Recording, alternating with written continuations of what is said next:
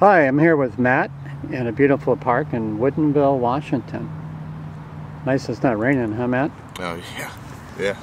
So, Matt, how you finding living in an outdoor shelter in the woods of Woodinville? It's actually not as bad as you think. You know, it's not great, and I'm not comfortable with it, and I'd much rather be in an apartment. But at the time being, it's safe, and I'm provided with food and shelter.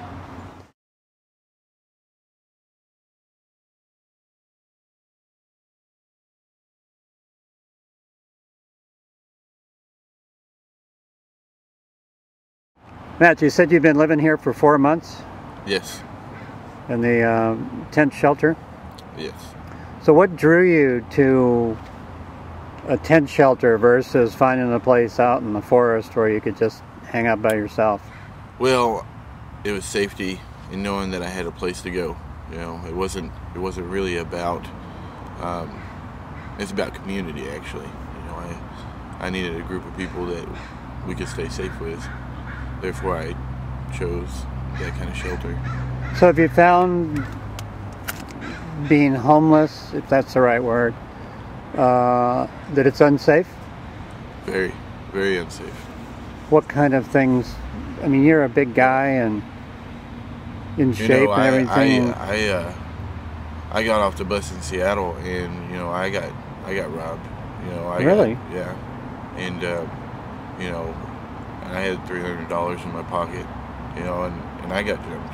You know, and there's really nothing I can do about it. In the middle of the night or what? Middle of the night, whenever I got off the bus. Wow. Yeah, so I decided, and I slept on the streets for a couple of days too, you know, until I could figure out what I was going to do.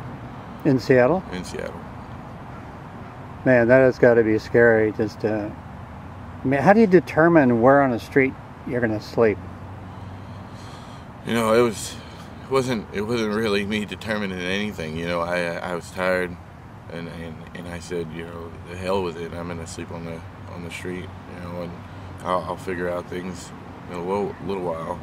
It wasn't so much that I would just choose a perfect place, because there is no perfect place. You know.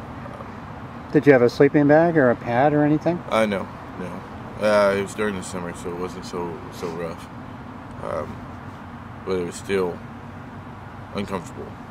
God, I would imagine. So you just kind of found what you thought would be a safe place for a few hours and Yeah. threw down right there. Yeah. Did anybody bother you? Not too much. I mean, I am a big guy, but you know, a few people would come up in a group and ask me a couple of questions. You know, but they, you know, I'd say something or do something to make them move. You know, other than that, I mean, I didn't have any problems other than that, except the uncomfortability of me sleeping on Concrete. concrete. Yeah. Wow. And how long did you do that? Just a couple of days? Just a couple of days, yeah. Then I heard about Tin City. Oh, not Tin City. Heard about the outdoor shelter. Right. And being homeless is very expensive. You know, people don't seem to understand that, but it's very expensive. What do you mean? You know, just your daily. I'm a cigarette smoker, so already I'm spending money that day. You know, and if you're on the street, you know, coffee here, food there, you know, things of that nature, just to give you that boost of energy that you need to walk the streets. You know, it's not as expensive as living in an apartment, and I can't afford what I spend on the daily routine to live in an apartment. But it is actually, I was gonna think it was gonna be a lot cheaper to live homeless than it would be to have an apartment. And I actually spend more money being homeless, you know, than I would being versus in an apartment, to where I know that I have bills I gotta pay and things like in that nature. So you're not charged to stay in the shelter No, here, are you? No, I'm not charged to stay in a shelter. Right. So it's, what are cigarettes a pack these days? Oh, $9 a pack. $9? Yeah. And you Time get to quit. cancer on top of it? That's Yeah. not a bad deal. No. So how's your medical plan? Yeah, right. Yeah, this is not a great one. You mentioned you came from Texas? Texas, yes. So there's reasoning behind what I'm doing, is because I had a son, and I wanted to be close to him, and I wanted to be a father to my kid, which is somewhat different now, and I'll explain that later on in the video. Is he here in Seattle? He lives in Bremerton. Yeah. You mentioned that you went back into foster care at age 11. Your parents who had legally adopted you, is that right? Yeah. Moved to England. Yes. And then you were in a lot of different foster homes until you were, what, 18?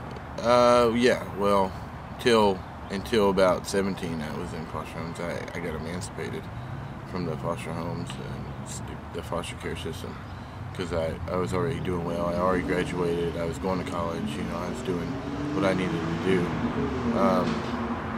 You know, I've been into several group homes, foster homes. You know, just things didn't work out. I don't think it was due to my issues. I think it was just due to space. You know, spaces for people who can coincide. It was more of a placement to where they'd find out if you can be compatible with this family. You know. So looking back on all that, what do you think about it? You know, man, I wouldn't have it any other way. You know, my mother died at 2, didn't know my dad, you know, grew up in Boston as an orphan. You know, it made me who I am today. You know, it made me the caring person that I am today. And it also taught me a lot about life and how to accept it and how not to accept it. You know, so, you know, really, in the end, all you have is yourself, you know, and I'm okay with that, you know. But I mean, just knowledge, tons and tons of knowledge of just being able to take care of myself without the needs of others, you know, and add to heart.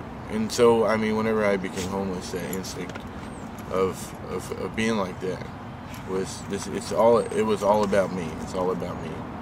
And you know, it's pretty cool that I get to meet interested in people on my journey, you know.